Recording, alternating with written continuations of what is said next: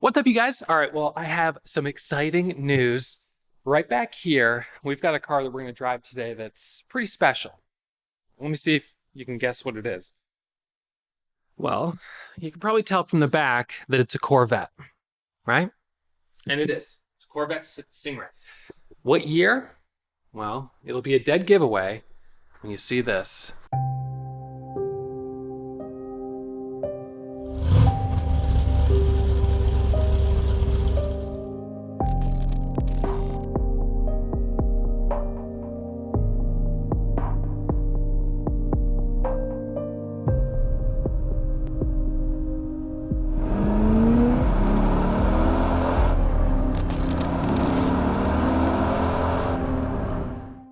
This is a 1963 split window Corvette. It's the only year that they did a split window. I bought this from the original owner, so it's a one owner car before me. And it's got the original engine. It's got about 40,000 original miles. And it is a pretty awesome car. So I'm going to pull it out here. I'm going to walk around it. We're going to talk a little bit about it. And then I'm going to take it for a drive. And you're going to be right beside me, my passenger on this drive in the 1963 Corvette Stingray split window coupe. Now, this is a bit of a barn find. It's been sitting in storage. The previous owner had passed away some time ago. It was owned by one of his kids or his estate. And so it hasn't been driven in a while. Now, it's a little rough around the edges, but that's part of what I really like about it. So first, let's walk around the car and talk a little bit about what we're working with here.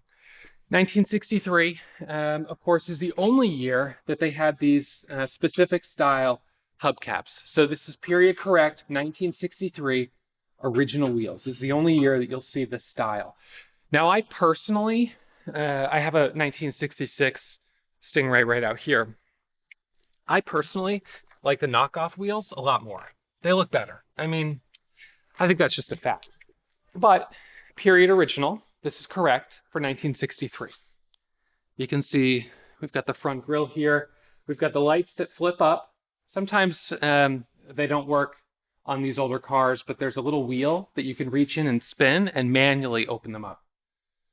On the front grille, or on the front hood, you see this kind of little sporty grille here.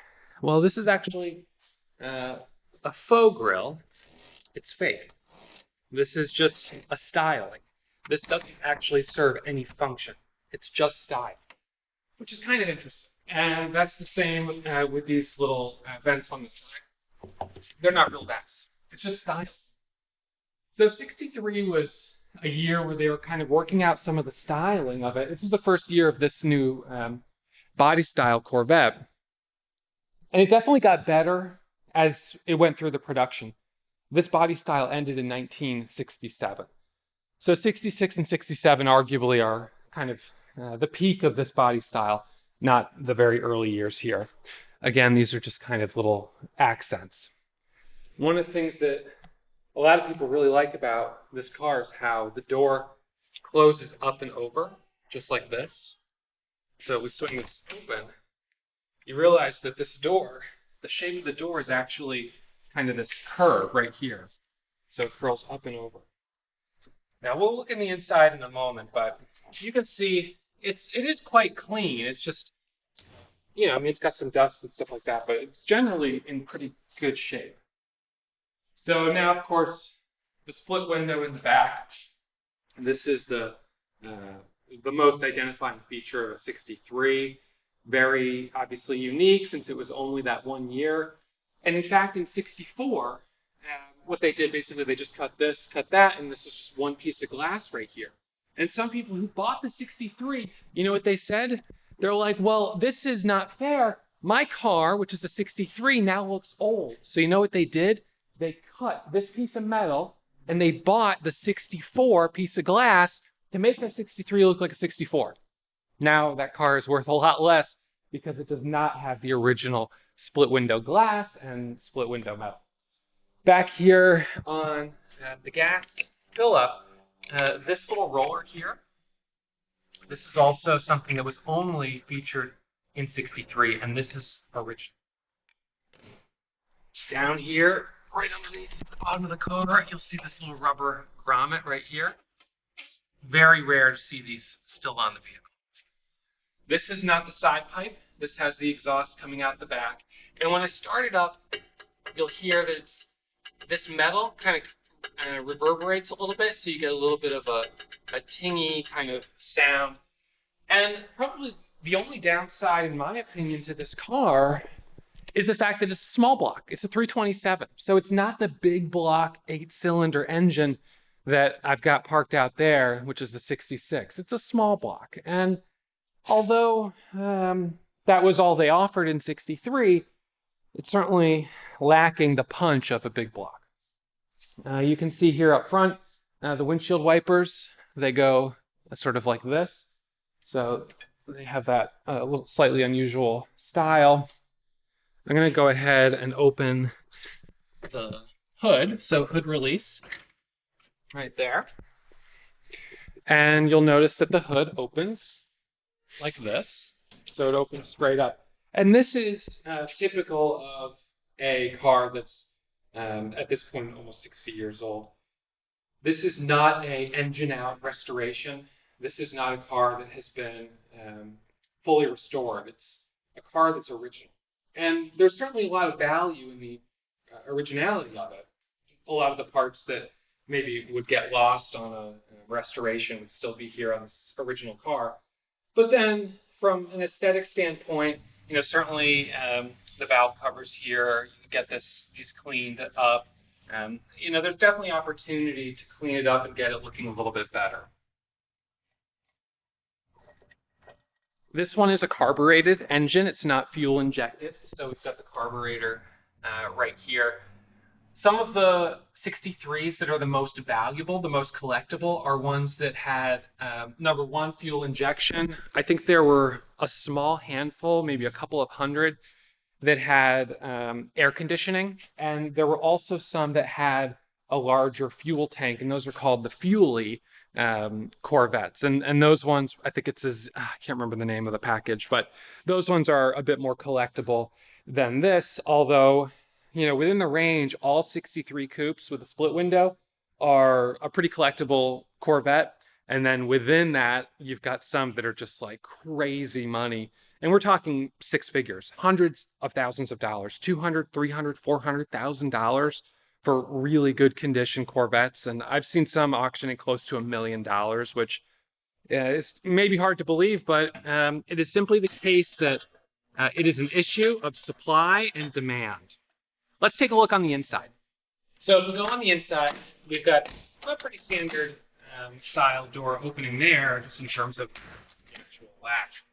But on the inside, this is where we get into a level of styling that is so unique to this car. So right here, for instance, this is the door lock. So you twist that, and that locks the door. This one doesn't twist. I believe these are both designed to be reflectors. So if a car, you swung your door open out on the highway, a car's headlights would, of course, reflect against them. The red leather interior, I'll be honest, it's not my number one favorite. Ooh, I slip right into it. It's like, woo. This is, the one thing that I did was clean the interior and put some leather conditioner on it. It's quite slippery. But I'm not a big fan of the color red. I wear green. This is my Lucky Cactus t-shirt or sweatshirt. I'm in the Cactus Club. So as a day trader, I'm all thinking about green. I want green, green, green. I don't like red. My wife said she actually really liked the interior of this car. And so I thought, initially I was like, I don't know. But she said, you know what? I really like it. It reminds me of one of my grandfather's old cars. So I said, all right, well, let's give it a try. And it's actually, it's really nice. It's really comfortable. And considering it's original, it's in great shape. Something that's kind of funny about this car is all this space in the back, which is significant, but the only way to access it is from in here. You can't open this. So, you could put stuff back here, groceries or whatever, but you'd then be reaching over to grab them all. But you see, we've got this red carpeting in the back. We've got our little light here, and right down here, we can open this up, and we've got some storage down in this area. So tire jack and those types of things. But it is a two-seater. It's definitely a two-seater car. So swing the door. Well, before I close the door, let's just look at the door for 1 second. So on the door, we've got the handle. This is to open the door from the inside. Okay, there we go. That opens it. We've got this right here, which is for this window. There we go. So that swings open like that to give you some fresh air, which you need because with the exhaust pipes going directly under the car, it gets hot in here in the summer. And then, of course, we have our regular windows right here. Right? So close this back up. All right. Well, we'll just leave it like that. There we go. So let's close this. Now, as you're sitting here looking down at the dash, what strikes me about this car is how really sort of how sophisticated the styling was, how unique the styling was compared to really any other car at the time. One thing that is a little confusing is that the speedometer and the tachometer, the numbers, as you can see, are the exact same size. So sometimes, I mean, at least for me, because I drive a lot of different cars, it can at first be a little confusing what I'm looking at when I'm seeing, am I going 35 miles an hour? No, it's 3,500 RPM. I'm going, whatever. So it's a little funny there, but overall, I think it looks awesome, is definitely functional, and is relatively easy to read, although it is, the numbers are a little smaller. Just in contrast, right here we've got a 69 Mustang. And if I just open this door and just show you in here, well, it's pretty darn hard to see because I've got the shade on, but these are tucked really way back there. They're recessed. So when you're sitting up here, it really is fairly hard to see the speed, and those numbers are really small. So comparatively, the Corvette has a dashboard that is a little bit more functional and that I actually prefer. All right, so back here, we've got our fuel gauge, to be expected, battery right there. We've got lights right here. So we pull this out for the lights. Down here, we've got the headlight switch. So you rock this up and down, and that will swing the headlights open and closed. We've got our wipers right there on the left. We've got the lighter on the right, oil, temp, and then, of course, the key right here. Right in this column, we've got the stereo, which they put up at an angle because of how narrow this was. And then we've got the volume, the tuning, and then the fan, the air, and the clock right here, which, as you can see, is still running. It's pretty incredible. What a timepiece. Right here, we've got our glove box, which I guess I must have locked, which is fine. There's not much to see in there. Now, of course, it's a manual transmission. I say of course because I only buy manual transmission cars when I'm buying old cars. But they did have an automatic. They're not as collectible. The automatics are not as enjoyable to drive. But yeah, so this is a 4-speed. You can see here, you lift this up to go into reverse, like that, reverse. And then we've got first, second, third, and fourth. So pretty short throws between first and second. I mean, the gears are pretty tight. I'll take it for a drive, and when we're driving it, you'll get a little bit of a better sense of it. It feels a little stiffer than the 66. Not sure exactly why, but it does feel a little stiffer for whatever reason. Here you've got an ashtray, which looks like it maybe has been used. That adds to the originality. Parking brake right down here. In 1967, they moved the parking brake from right here to right here as a handbrake. Now, I kind of like handbrakes. I do find them a little easier to use, and I do think that on a lot of these older cars, it's nice to have a handbrake because, God forbid your brakes go out, which has happened to me where brakes go right to the floor. I have 0 brakes. Actually more times than I can count. Not on a Corvette, but on some other cars. So it's nice to have a backup. The manual transmission, of course, you can engine brake and shift down, but having the handbrake is nice. But this is close enough. This I'm okay with. I'm not as big of a fan of the foot brake because then you also need one hand to release it if you're using one foot to set it. Oh, this reminds me, down here, we've got for high beams. High beams, low beams. And I really like that.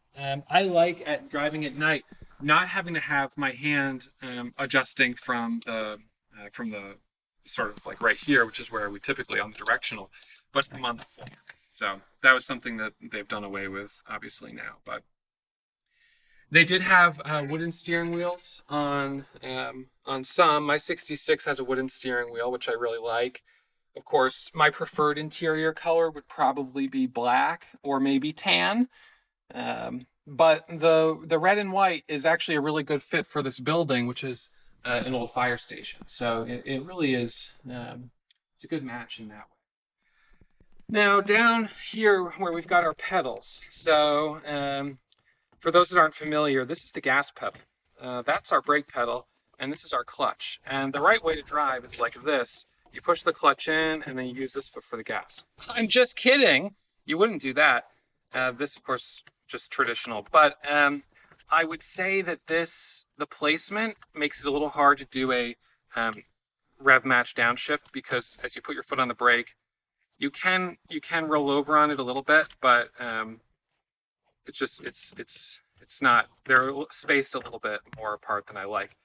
And on this one, the clutch is quite heavy. So it really takes a good amount of muscle. From here to here is nothing. That's just the spring. But down here is where the clutch is actually engaging there, or disengaging. And from there to here, it springs back real quick because it's a heavy clutch. So it's boom, and you're fully engaged. So that makes this one a little hard coming out of first. Harder even than the 66, but not outrageously hard, and certainly not a reason to not drive it or anything like that. Under here we have the controls for the air, and this sends the air in different directions depending on where you want the air to come out for fresh air. All right, so I think this has been a pretty thorough walk through the interior. I don't know that there's anything that I would have wanted to know about this car that I haven't already told you. It does have seat belts, which is nice for 63. Not all cars in 1963 had seat belts, but these did. So we've got seat belts right here, which is good. Of course, you can put a car seat right here in the front seat, and that is kind of nice to have a little one riding with you on Sunday to go get ice cream or something like that. Seeing that there's no back seat, this is the safest place, and you have a seat belt. So you are allowed to have at least based on current rules in this state, car seat right here in the front. So same thing on this side, the door lock mechanism right there, the reflector to open, the small window, and then the bigger window. And generally a good amount of footroom, and in terms of seating position, a nice position looking out over the hood. You're very upright. Some cars you can get kind of really like, you feel really low, like you're kind of always looking like this. And I don't like that feeling at all. I much prefer to be upright. And as someone who's over 6 feet tall, headroom is not an issue. I'm not sure if they had any factory sunroof cars. Not that I can recall, but I could be wrong on that. Although one thing I will say that's nice is getting out the headroom, because of the way this door kind of does this. You know, the Ford, some of the Fords, the GTs have this, and it is a very, very sporty kind of look. Back to the outside, again, just one last walk before we take it for a drive. You've got the nice mirrors here. Mirrors on both sides, which is nice. I'm not sure if all had that, but this one certainly does. We've got our double reds. So brake and blinker, and then the lights. And then I really like the nice orange lens of the directional up front. All right, so we've done the walk around. We've talked about the inside. Now it's time to get this thing out on the road. And let's do a cold start, and I'll let you hear how it sounds.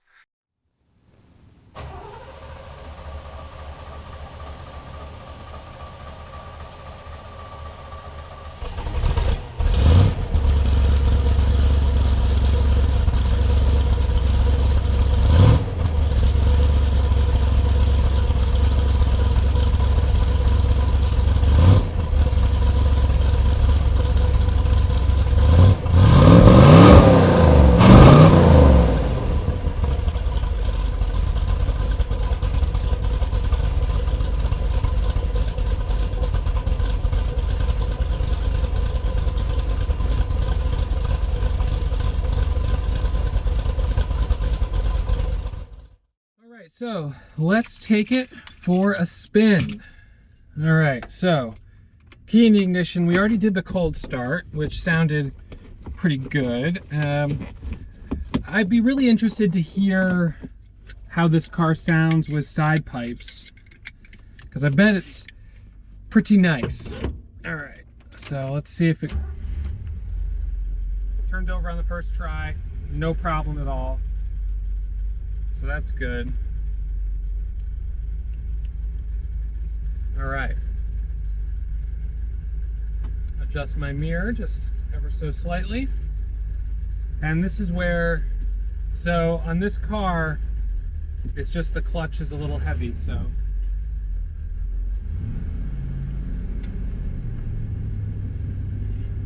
right.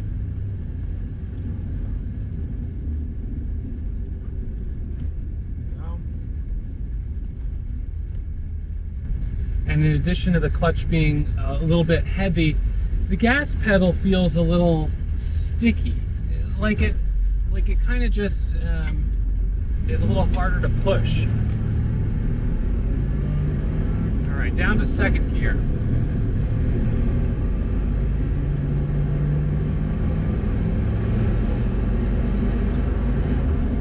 Up to third.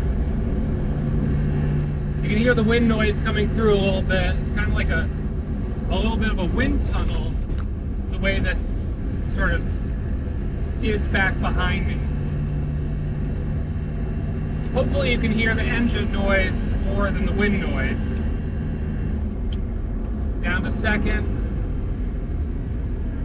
Blinker. And around the corner.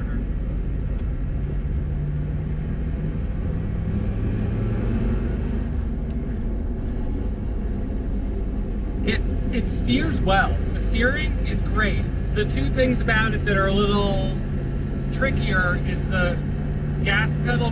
It's not sticky. It's just takes a little more foot muscle to push it down, which is kind of a funny thing.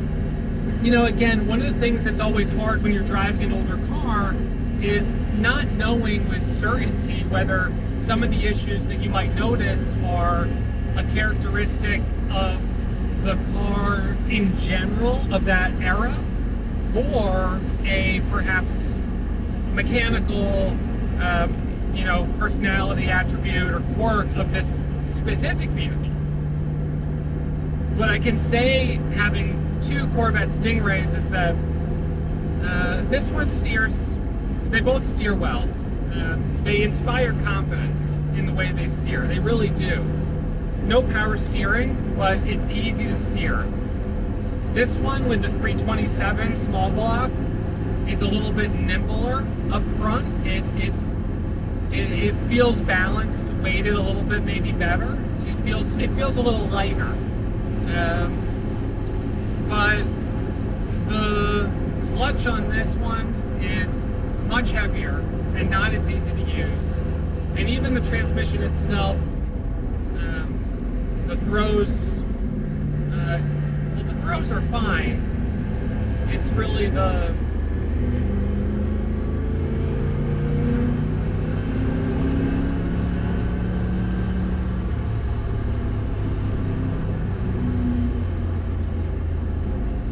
yeah, that's nice. I mean, that was up to about 3,500 RPM, which is not crazy, but that sounded nice. But yeah, the throws are just it just is a little, I don't know, it's not quite as precise, maybe.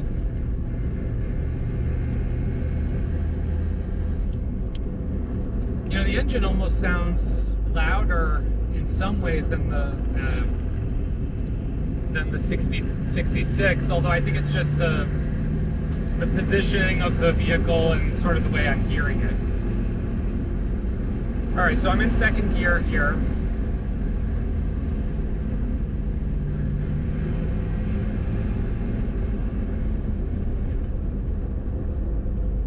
And you know, I'll also say that in addition to the clutch being heavy and the gas pedal being a little I don't know, a little stiff.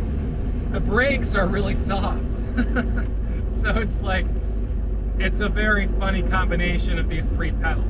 I would say that, like this, the brakes have a good amount of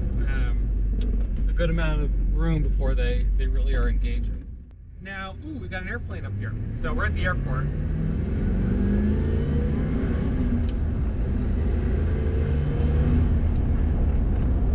There we go, nice little airplane. This car has kind of a little bit of a, you know, kind of styling that's almost like a fighter jet. So maybe we just park here for a second. I don't know, it just has this cockpit kind of feel with the door, the way the doors kind of hang over. So everything right here looks pretty good. You can hear it starts to backfire just a little bit, but not too bad. I'll just turn it off for right now. So I would say first impressions, I mean, that's not really accurate because I've driven this before, but let's just say first impressions. First impressions, the pedals. Sticky, not sticky, but a heavy, kind of a, I don't know, a heavy gas pedal, a soft brake, and a heavy clutch. So heavy, soft, heavy. But the clutch, while being heavy, is also very quick to engage. So not great there. I don't love that. Is that the way all 63 Corvettes are? Is that the way they came from the factory, or is that just this one? I don't know. I'd have to drive some more to find out. Maybe you guys can comment below if any of you have driven a 63. It's hard to say with certainty. I can't say. But something that's a little interesting. I did have a mechanic do a good look over of the car. We redid the belt, some of the hoses and things like that. So he drove it around and he didn't comment on it. So, and he's very familiar with these older cars. So my thought is that I'm a little more sensitive to it, and he probably figures this is the way they are. The driving position is great. It's very comfortable. The seats are really comfortable. But there's no air conditioning. And this is something I was talking about when I was driving the 66 Corvette, is that I drive that car so much because it feels so nice to have the wind in your hair, especially knowing that driving the Coupe is going to be hot. Now, it's not hot out. It's actually probably like 65 out, but I have a little bit of sweat, and it's warmer in the car for sure. It's cooler outside just because already that heat from the engine and the exhaust coming up, and yeah, making it a little bit warm. When I did give it a little bit of gas and tried to kind of have a nice, you know, straight, you know, and get it going kind of on that straightaway, the gear ratio feels a little different than the 66. And I don't know if it is, but it felt like from second, you know, it's like power, and then you go to third and you're thinking you're going to pull the clutch out, and it's like pulling you back. So it tells me that it wants to keep you in those high RPMs from second to third to fourth, and your RPMs when you shift down aren't dropping as much as I thought they would. And this car is very original. I mean, so I don't think that would be anything other than just the way this car is. I suppose that's not too bad, and it's not different from the Mustang that I have. It's a little bit more aggressive than I think is maybe necessary. And I think without a fifth gear, fourth at 65 or 70 would be really kind of high on the RPMs. And this is probably not a car I would really want to be driving on the highway. And that's the same with the 66 Corvette. Neither of them to me are really highway cars. These are great backcountry cars, just like this, taking it for a cruise, coming out and looking at the sights, going to get some ice cream with the kids, stuff like that. And that's the opportunity where you can drive it around and really hear the engine, you know, just really enjoy, you know, what makes these cars so special. I mean, well, I guess it's the split window that makes it special, but yeah, you can, you know, look in your mirror and admire it, but better keep your eyes on the road. So, all right, well, let's keep driving, and I'll give you some more of my thoughts of the 63 Corvette Stingray.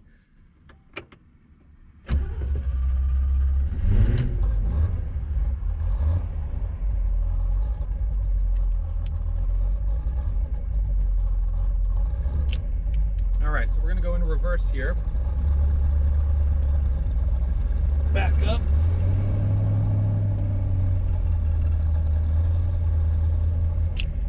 Nice. I love the sound of the transmission. The metal on metal there. It has the sound almost of a gated transmission. Even though it's not, you know, like a gated Ferrari transmission, it's got that kind of sound which I like. The mirror doesn't stay up. That's, I'm sure, just due to age. It's all right.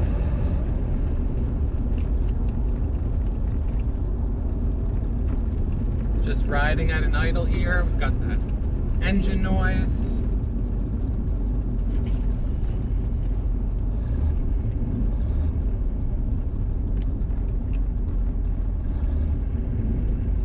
The gas gauge is jumping around a little bit. It was just saying empty, but now I'm back to 3/4 of a tank. No, back to empty. Uh-oh. When was the last time I got gas in this?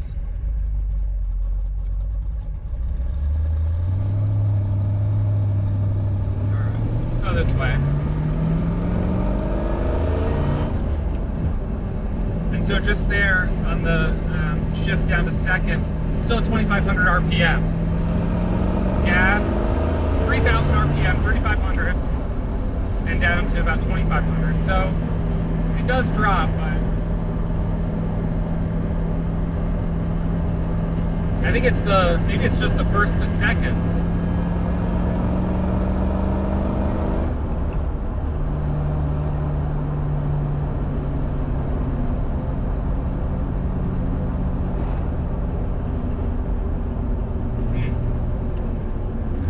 Rev match down to third, rev match down to second,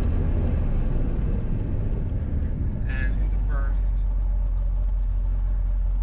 Blinker on.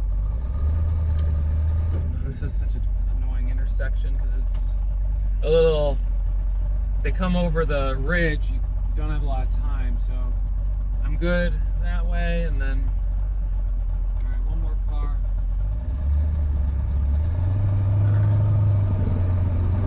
Alright, let's give it some gas.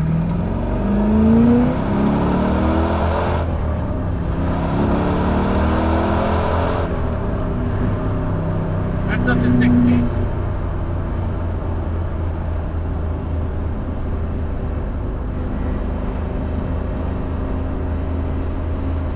Probably the first time in a while this engine's done that. I like the wooden steering wheel more.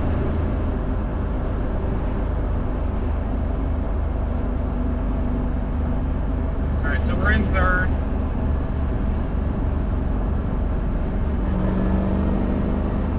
And I'm going to give us some gas here.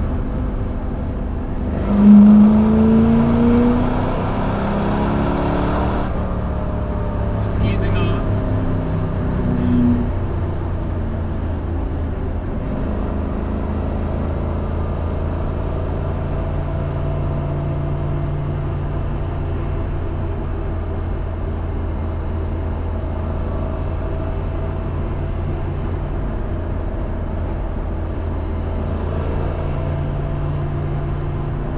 Take it on a little back road here. Maybe what I'll do, I'm going to do a rev match downshift. Down to second.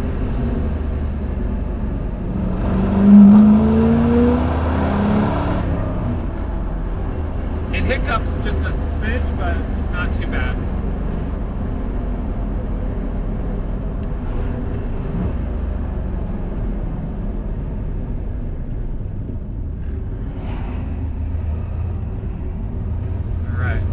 So now we're back kind of on the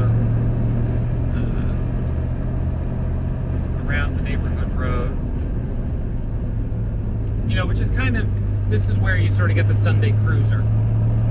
You know, you got your arm out the window, you hear that nice engine. We're good on temp, no problems there, right at 180.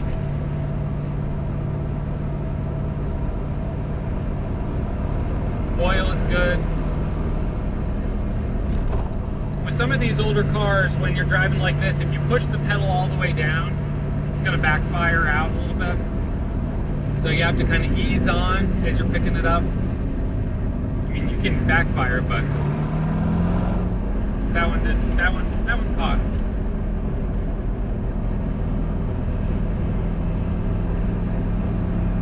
You start to feel the heat on the gear shift. And one of the things that I do like about the 66 is that the gear shift is steel at the top. This is like a plastic, round plastic at the top. Down to idle.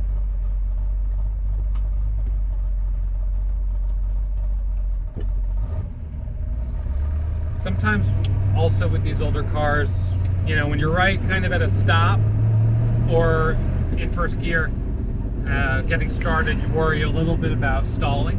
And if you stall, you can then, sometimes the engine doesn't start up right away, or you can flood the engine and then you're kind of like, you're stranded. And that's not fun, that's not a super fun feeling.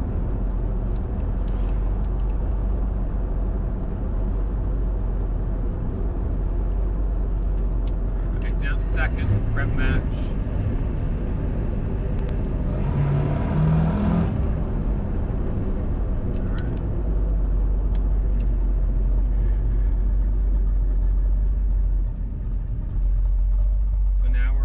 Right around 600 RPM, 500. So we've got that low kind of gurgle. Just give a little gas, keep the RPMs from going too low. I do think the side pipes would sound pretty awesome. So maybe a 63 with side pipes. Maybe that's in my future, I don't know. I would probably want to drive it around a little bit more first. With this one, I bought it from the original owner's daughter, and it wasn't running, so I had to get it out of the garage and everything else. So it was a little bit of a risk, but I gave it a good look over and was happy with it. There was no rust on the frame or anything like that. But yeah, it's one of those things that. Sometimes getting into these cars, it's hard to get into them, it's hard to get into them and get a good experience driving it, because people who own them might not feel comfortable letting you drive it. And sometimes in the case of getting a good deal like I did on this one, you're not gonna, it's not driving, so you're gonna get it for a much better price than one that's in great shape, whereas, restored or running. So it's the price you pay, but in this case, I'm all right with it, and definitely a good experience at the very least. The more classic cars you drive, the more you learn. You learn what you like, what you don't like, and ultimately it's about that hunt for the classic car collection of your dreams, the cars that you just love. And the nice thing with these cars is you can buy them, you can own them for a little bit, and then you get to a point where you're like, you know what? I'm ready to switch out something in the collection. You can switch it out. All right, you guys, I hope you've enjoyed this ride in 1963 Corvette Stingray split window coupe. What's up, everyone? All right, well, if you made it to the end of this video, you must also be a tire kicker just like me. So hit that subscribe button and come over to tirekickers.com to check out some articles that I've written about some of my favorite cars, including that 23 window 1961 VW bus.